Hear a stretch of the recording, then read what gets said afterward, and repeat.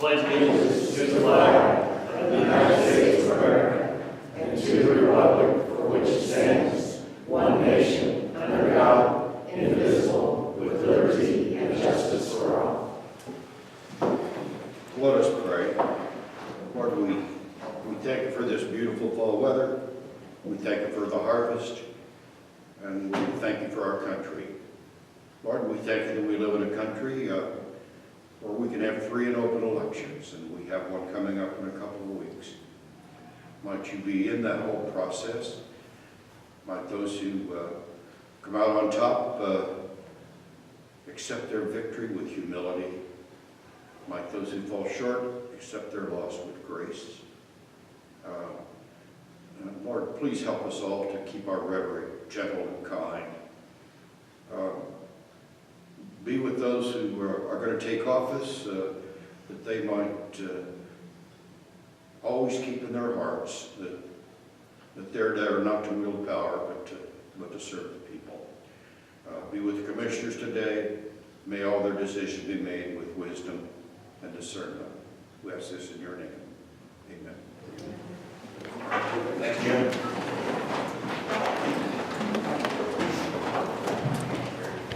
Moving on will be the approval of minutes for the October 8th, 2018 meeting. I entertain a motion at this time. So moved.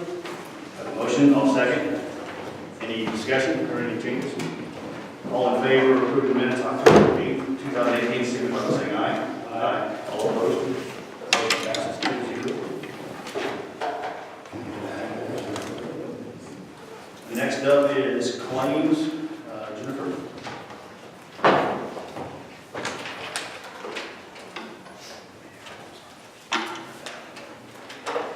Good morning. I have the October 12th pay docket in the amount of $342,378.09. And then I have this week's accounts payable docket in the amount of $1,181,537.09. And that's due to paying off some drain and construction loans. Move to approve the claims. Second. Okay, we have a motion to approve the claims as presented in a second. Any comments or discussion? All in favor, signify by saying aye. Aye. All opposed? Motion passes. Next up is, Jennifer, do you have anything else? I was just going to pass out to you the list of the properties that did not sell at the tax sale this time around. We had 71 properties go up and 36 of them sold, so these are the remaining ones. We would we'll be looking for a resolution from the commissioners about having the certificate sale. So just want to take one staple. That's all I have for now. Any kind of idea on time frame on that? We try to do it just after the first of the year every year, usually late January or early February time frame. Okay, So we would need the resolution from you sometime in November in order to start the advertising process that we need to for them. do we set the date or do they set the date? We kind of work together on that.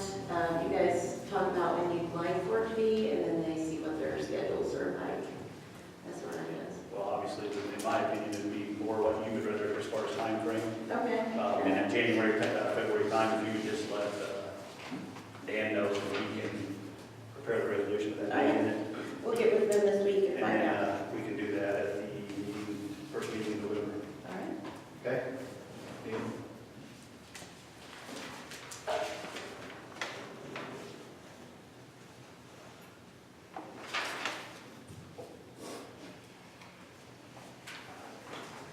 Any other department heads or elected officials have anything? Okay, you guys all went. Nothing? Okay. Moving on to old business, county health insurance renewal, Bill Sylvester. They let you come solo? I said they let you come solo this time? Only because no one else is there. That's the only reason. Couple things. I told Lori this morning I got a copy of something that needs to be signed because of a dialysis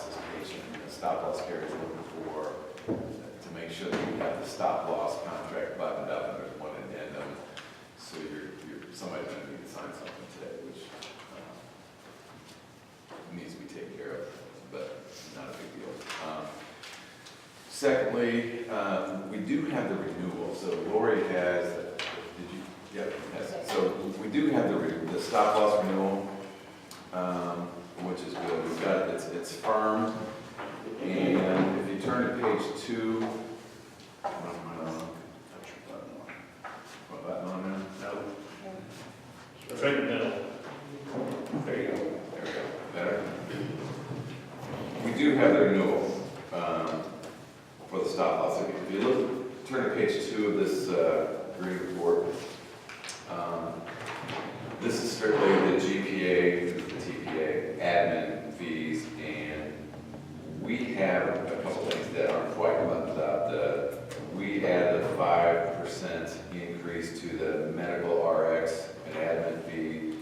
We added a 30-cent, which is a 5% increase to the nurse navigator.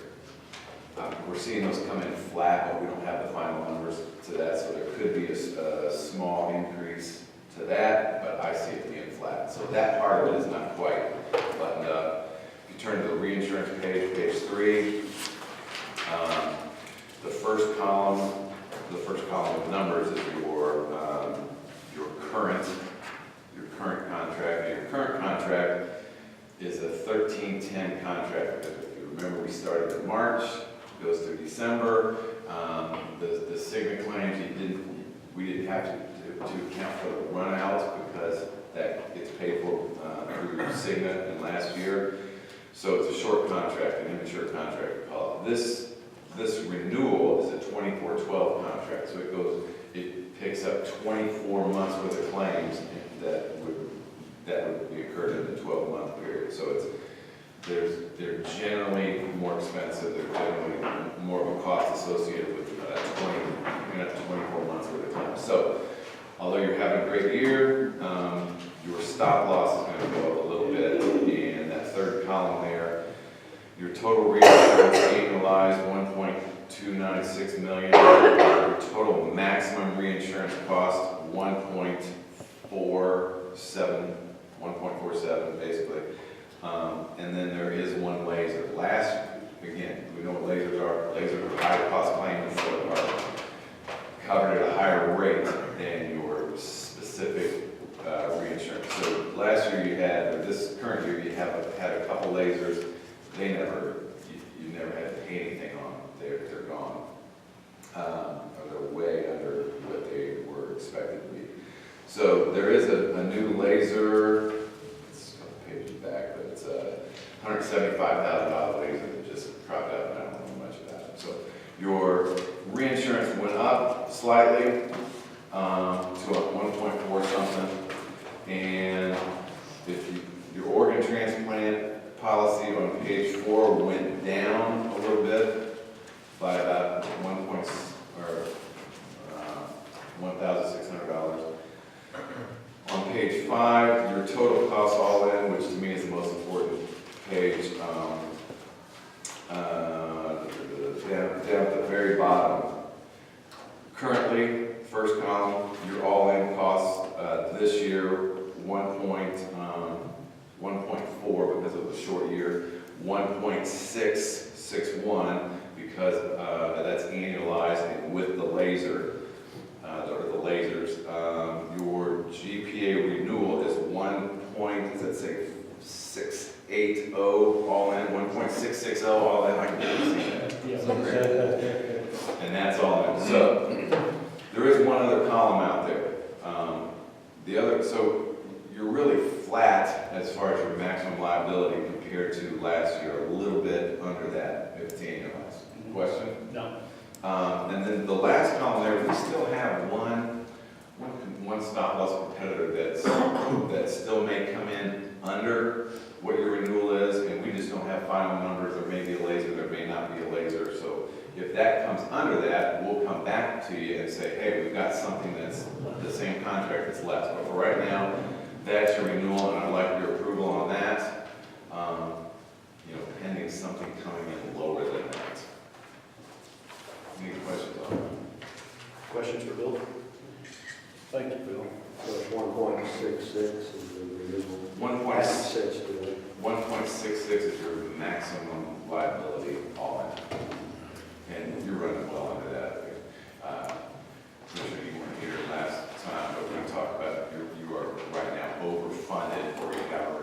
about $280,000.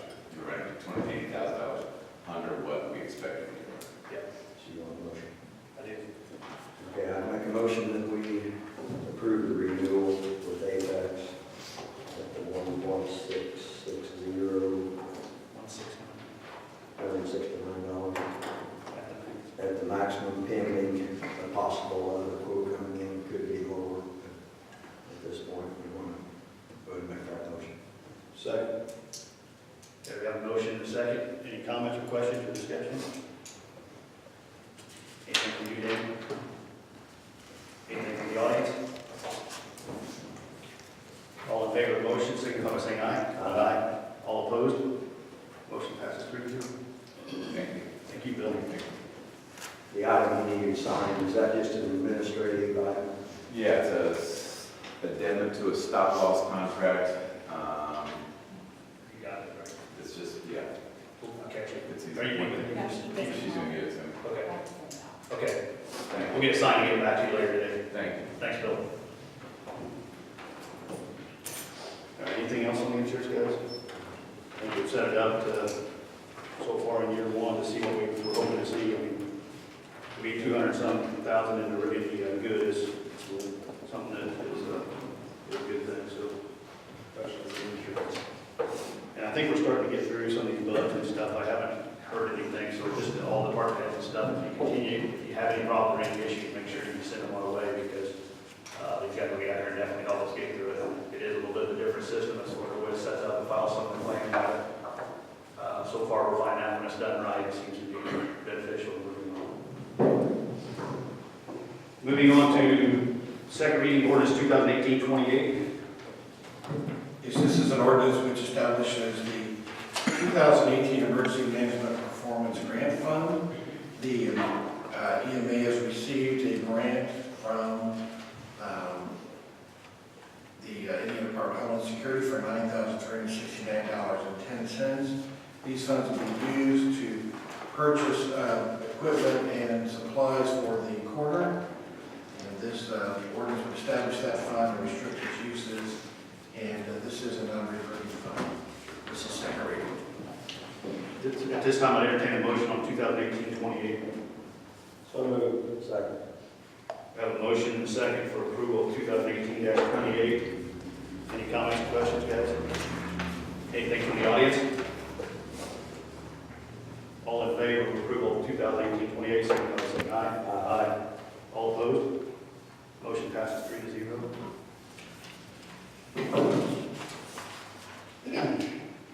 Next is 2018-29. This ordinance creates the 2018 Health Department MCCF Drug-Free Montgomery County Grant Fund. The Health Department has applied for a grant through the Montgomery County Community Foundation, and that grant will provide $6,610 to create a fund which will allow the Health Department to establish a website and other services related to that program. This is a non-recurring fund and a second reading. This time, I entertain a motion on 2018-29. So moved. Second. Have a motion and a second. Question or discussion? Anything from the audience?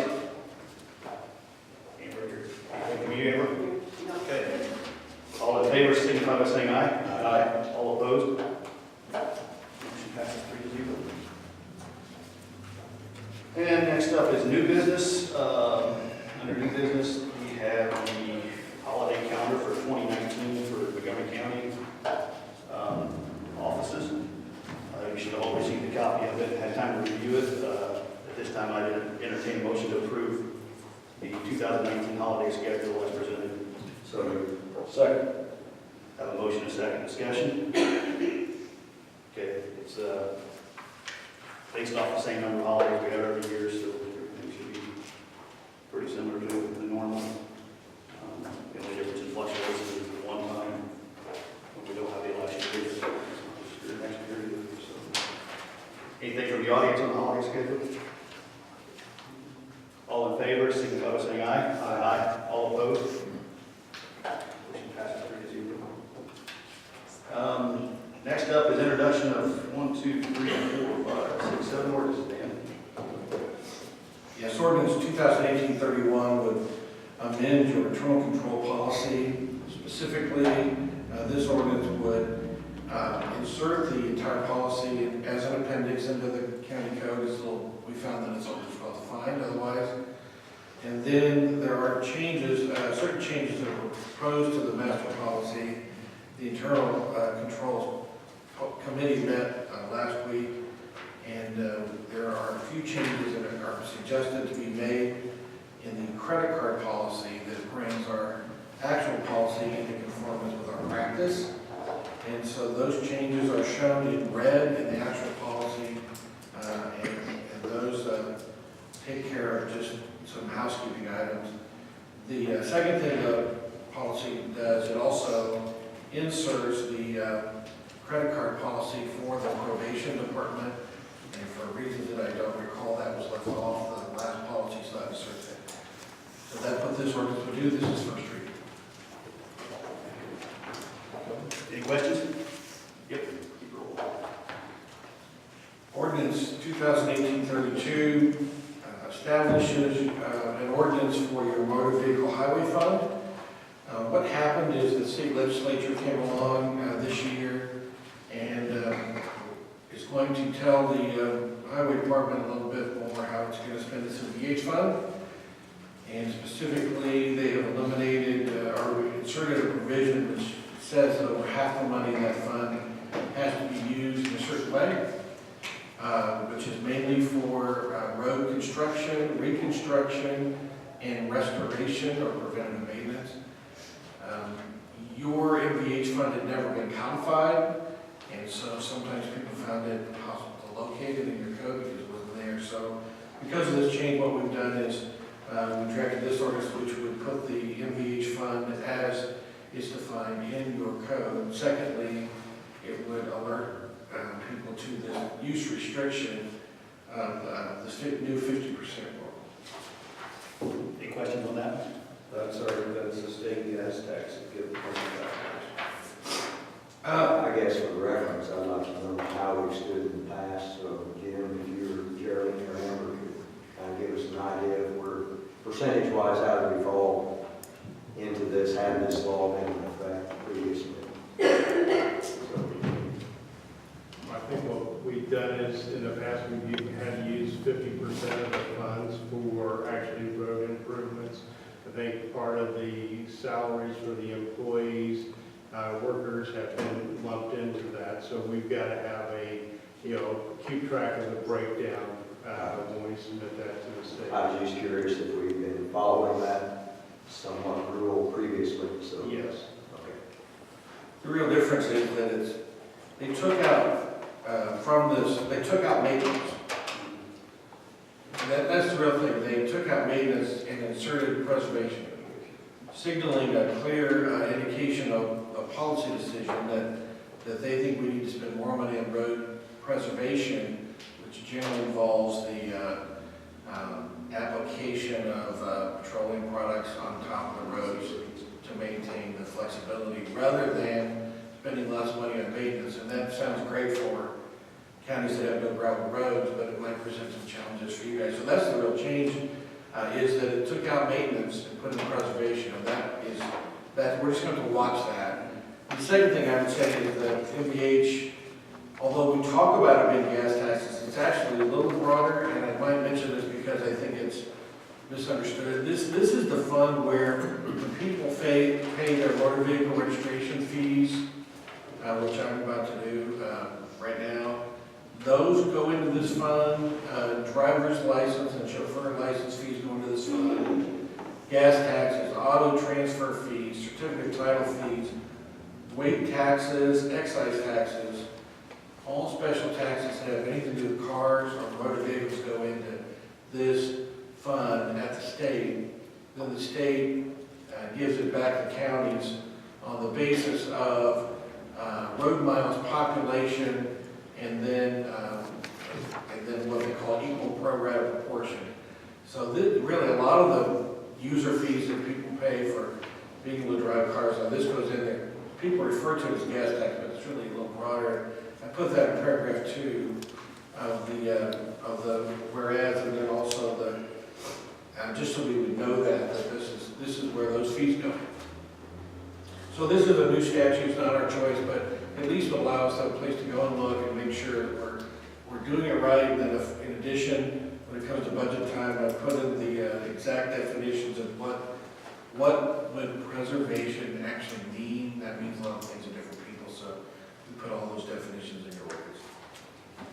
I think that revenue's gone up because of the recent state taxing. I think we've got about an extra $1 million a year now in our road preservation. Any other questions on ordinance 32? Ordinance 33, amendments, the ending the building code.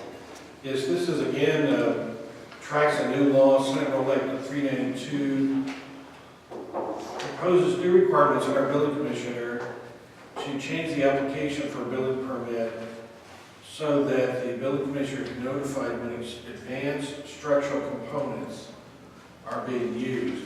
Advanced structural components are lightweight I-joists, lightweight roof trusses, they have a lower mass than regular wood. Now this is a change that has been made or been advanced by firefighters and other public safety crews, because when these advanced structural components get wet, they react differently and present certain challenges and safety hazards to primarily firefighters on a roof.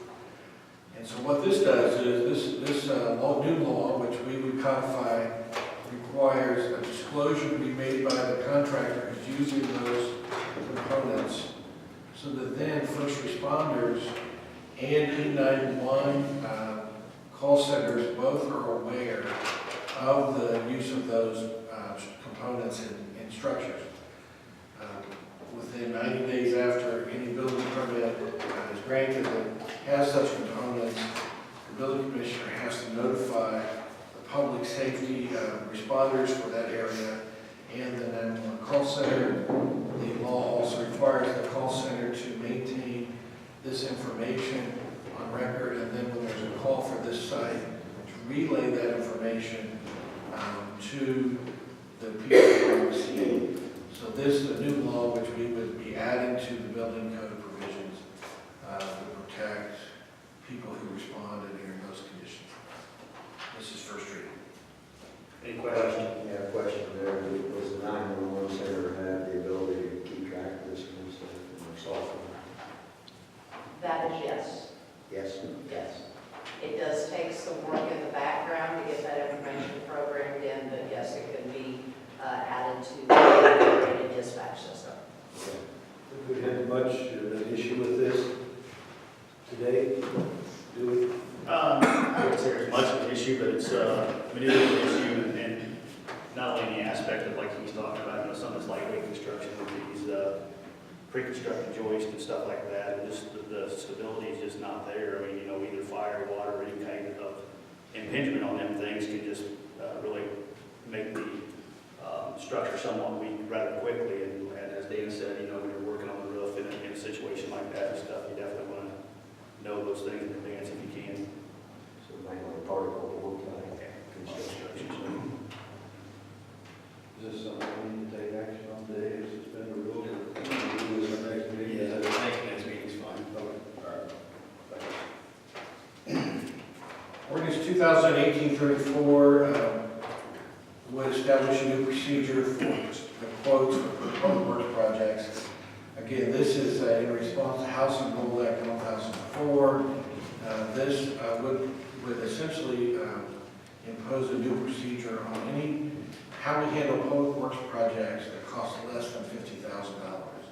In the past, you have been free to use whatever method of bidding or quoting or no method at all that you want to use for these small projects. Now what the legislature is doing is requiring that you solicit quotes from at least 3 people known to do that kind of work, and that you open those quotes in a public meeting. And I say that because that's not been the law until now. You could solicit quotes, or your purchasing agents, whether it be your highway superintendent or otherwise, could just receive those quotes, and they weren't really open like bids were, but they will be now. They have to be open in a public meeting. It doesn't necessarily have to be your meeting, but it would have to be advertised as a public meeting and made open for these small projects. In addition, there would be some other procedural rules you have to follow, like you would projects between $50,000 and $150,000 currently, which is the range that we have usually been proposing in. And then lastly, with the proposed rule that you're familiar with for those middle tier projects, which is that then you have to award the contract to the lowest responsive and responsive quoter. And so this really is only, not for everything you do, but if the project is a public works project, it imposes new rules on this lowest level of projects. So how does this affect our annual bid process on materials? It doesn't affect that at all, because that is a purchasing and supplies, not a public works project. So public works project, we usually are talking about,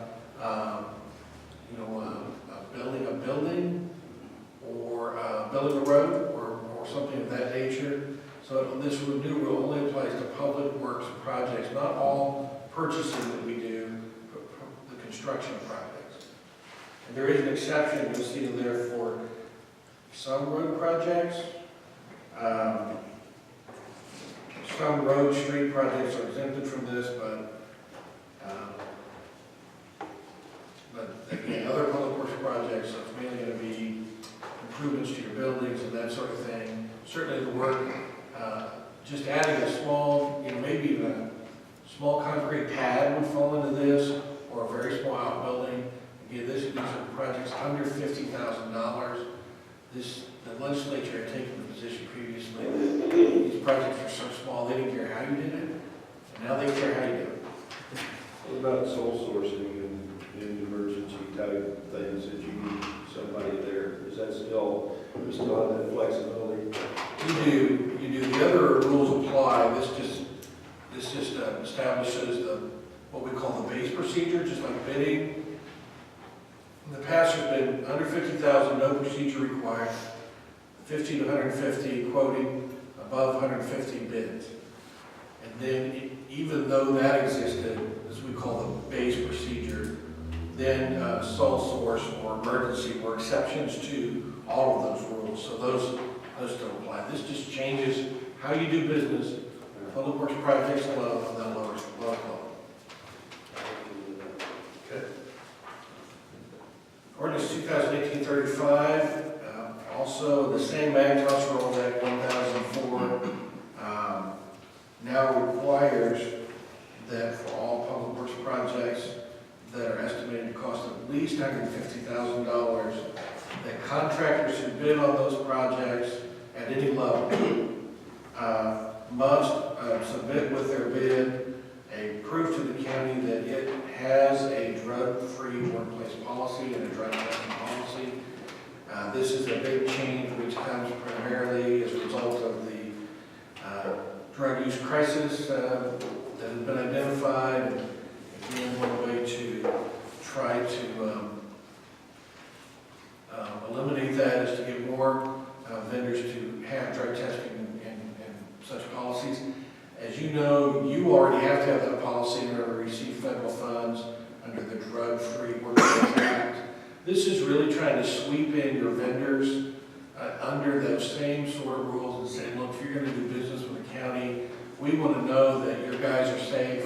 They're going to be on our property. They're going to be doing work for us. And so this applies to those public works projects that are in the bidding area, the highest level on your big projects. And now they will have to have that submitted. So under this ordinance, when you guys look at bids that have been received, you'll need to be able to make sure that there is a submission that says that I have drug testing policy in place in their bid packages.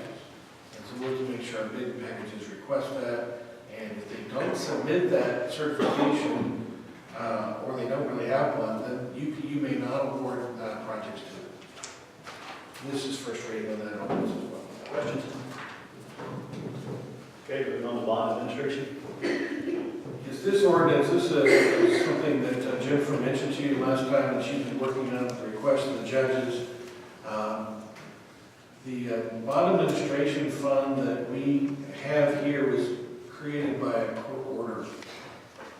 Some of you may remember. And that court order said that those fees, which are bond fees paid by criminal defendants that are not ultimately refunded to the criminal defendant, went into this fund and could be used for anything. And that fund has been used for all sorts of things over the years. But then, since the entry of our order, the law changed. Now, the state legislature says that those fees are to be deposited into the Supplemental Public Defender Services Fund. And you all created that fund here locally when you created the Public Defender Fund early this year. And so the problem is, there is a balance, I think Jennifer told me, $161,000, does that sound correct? That doesn't. I think it's 191. 191, okay, 191. And again, the judges want to use that to help support those services of the public defender. So we need to sweep that over, and I know Jim knows this, and John, but in order to do that, because it's a fund-to-fund transfer, that we have to have an ordinance authorizing that. So all this would do, this ordinance would really do is authorize the fund-to-fund transfer. Really, you're authorizing the auditor to be able to do that for funds you created. The county council may also have to approve this sort of thing, but you're really changing the use of funds that you created. When you created I will say this, when you created the Supplemental Defender Services Fund earlier this year, you said that these fees would go into this fund. You had that part right. This just allows the sweeping of money over. Judge, you got anything to add? When I reviewed the proposed amendment, it says it becomes effective on passage. And one of the things that we've been using this fund for is the payment of all of the costs associated with the drug court. And so that court needs to be funded through the end of this year, which was what we had anticipated when we did our budgets. But then we're going to have to, I'll be talking with the council also to create a new fund to fund drug court.